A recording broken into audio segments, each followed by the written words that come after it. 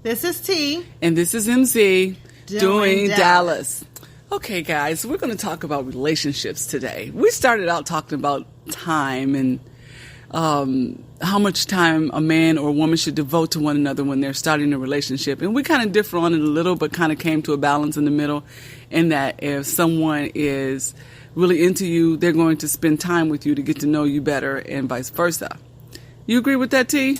I do. I feel that everybody had a past, and and when you're starting a new relationship, you are an individual. So it's going to take some time to get to that point, but you should be working toward that point of spending more time together. So what about this? You know how people spend so much time together that they lose themselves? Women are notorious for that, because we get into a relationship and we lose ourselves because we get so involved in making sure they're comfortable and they got what they need, and you're doing things together and we're still busy trying to make them happy that we lose ourselves. Do you agree with that? Yeah, and that happens often because this is funny because it brings me back to what we were talking about earlier today about the kings and the queens. Mm-hmm. And so men have it, or it has been in the past, that a woman is always taking care of the man. Right. Either making his plate, doing his laundry, cooking food, all of those domestic things, that's what the man is used to receiving. So in doing that, yes, a woman does lose herself because everything is about serving him and making life at home comfortable for him, which I said I would rather be in a relationship where there are two royal individuals in the family. There is a king and a queen. Exactly. So after I have done all of those things, and cooked dinner and made his plate, I feel there's nothing wrong with him turning around, making my plate, and maybe running my bath water. And rubbing your feet, just as right? loyal as he is. I agree. And I think that now, the age that we live in, it's like a transitional period, and the roles have reversed because you work just as hard as he does, and you give just as hard as he does. So it could be a role reversal. But in the beginning, it's a struggle if you got somebody that is an only child, or someone that is a younger child, or they come from a family or they don't have family. Yeah. And they come into a relationship trying to build that family with that other person. Then more than likely, they're going to lose their identity. Yeah, well, and that's true. And I'll use the example of me and my guy. He's an only child, and I am the youngest child. So he's used to always having his way, and so am I. So we have a struggle when it comes to our personalities because we're both used to always getting what we want. Now, me being married before, my husband being the oldest, right, he always gave me what I wanted. He was used to serving his younger siblings. Right. And I was used to receiving. So now, how you going to make this one work, chica? Well, it's definitely a compromise on both of our parts, and I can say that he is really working toward it because he is used to getting his way, and he's probably used to getting his way not only being raised as an only child, but as he was in other relationships throughout life. You could tell he was used to getting his way. So now we're just at a point where we're just trying to compromise and not focus so much on the small things, but just making sure that both individuals are satisfied. Is that working? So far so good. We don't call them complaints, but if there is an issue or if there's something that I feel I'm not getting, I can just express it, and depending on where he is as far as if he agree or disagree, more than likely he's going to agree, and then it doesn't take him long to turn it over. Okay, so you know what? Oh, okay. You ain't getting cursed out no more? No, he doesn't. So, there's... That ain't no fun. Well, no, initially it wasn't any fun because I'm like, dang, I'm provoking the behavior because I know it sounds crazy, but that's him. He loves to curse. So I'm like, he's not fun anymore because he's not cursing me out for, See, that was a conversation we had too, because we were talking about you meet somebody and they do some things that you don't like. Oh, wait, no. First of all, the initial meeting of them was great. You loved everything. They were exciting, exhilarating, different than what you were. And then you meet them and you start trying to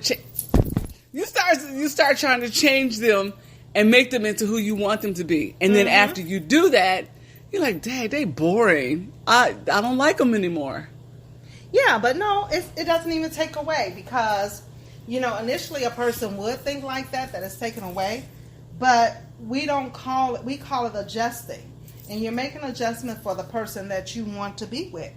So if you think later on that they're going to turn back into who they really are? He never stopped being who he is. Yeah, he doesn't, because the thing is, if the issue for me was, I don't want you to curse at me, I'm not saying you can't curse.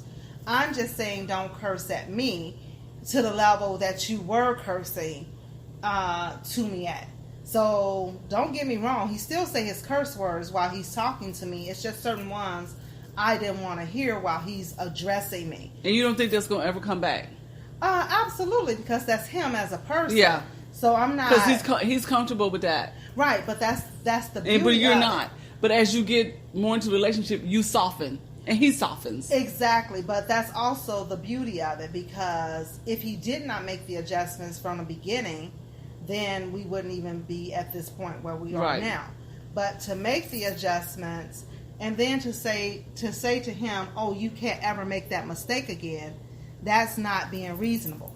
So I know that because he loves to curse, that's something that he does, that he's gonna come back. So it's not taking him away. It's just respecting me to let me see that you did put forth effort. Right. You know, I think about my ex and I, because there was things about him that I didn't know when we got married, because we got married 30 days after we met. So I never met his folks. I never met anybody in his family. So I didn't know really what I was getting. And I didn't know his father's past, the infidelities that his father had been. And they always say birds of a feather, you know, the apple don't fall far from the tree. So years later on down the line, he masked all of that. You know, all of that old personality, all of that gangster stuff that his dad had taught him. He still had it in there, but because the religion and the relationship, he never showed that side to me until later on in the marriage, and it all came back, and I was like, who is this person? I don't even know this person, because he hid all of that from me. In the beginning, he wasn't himself, and then later it all came back. So that happens too. Yeah, but I mean, I guess I try and be real in the fact that if you are making adjustments for a person, they're just that. They're just adjustments. There is not necessarily a permanent fix. So a person will sometimes revert back to the old ways. Because we do. Exactly. We do. I can't hold him accountable for slipping sometimes. Because they say that you don't really know a person until after the real person doesn't come out until after you've known them for 6 months or more. Right. So you can really see that when you're dating somebody after 6 months. You know, you don't. Wait a minute, he just said this or that, and he had never said that to me before. So he's getting comfortable, and the real him is coming out. Yes, and I would agree. It takes some time to see some things, and I mean, but that's why it's important that when you're starting off the relationship, don't be afraid to ask questions. Right. But you know, how do you ask questions and you don't know the questions to ask? Well, I mean, it's very simple. Like me and my guy, we were out for the weekend, and we're pretty new in our relationship, and he just asked point blank, hey, you know, I want us to one day get married, but there are things that I want to know. And one of the questions he asked, which I would not have ever thought to ask a person, he said, have you ever been molested? And that's a really good question. That's an excellent question. Yeah. And of course, my answer, thankfully, was that I could say no to that. But it's a very valid question, because people are getting into these relationships and they're finding out man or woman were either molested, and therefore the relationship doesn't, you know, go as far as it could go, because somebody is now dealing with these emotional issues that they had suppressed when happened to them when they were younger. Agree. That's true. So yeah, it's asking all of the right questions. So do you feel like which way do you feel is better, to know somebody really, really good before you marry them, or to just jump into it and just let shit unfold? Well, I think it depends on the individual, because when I got married, I was young, and we married within 6 month time period. See, we married within 30 days. Right. So 6 months we were married. and we stayed married for 22 years. And mine was 30. I know someone that got married as, short as 2 weeks, and they're at 30 years now. Right. So, but I know people and that who goes to dated say like for a range 3 to 5 years, and their marriage don't last 2 years. Exactly. Yeah. So that's I think weird. it depends on the maturity of the individuals, and me and my friend have a saying that as long as 2 people are working toward the same goal, the relationship can't fail. That's true. But those 2 people have to be working towards the same goal. And when one person decides to change course, then you end up having a failed marriage. Right. So that's what we get today from T and MC Dwayne Dallas.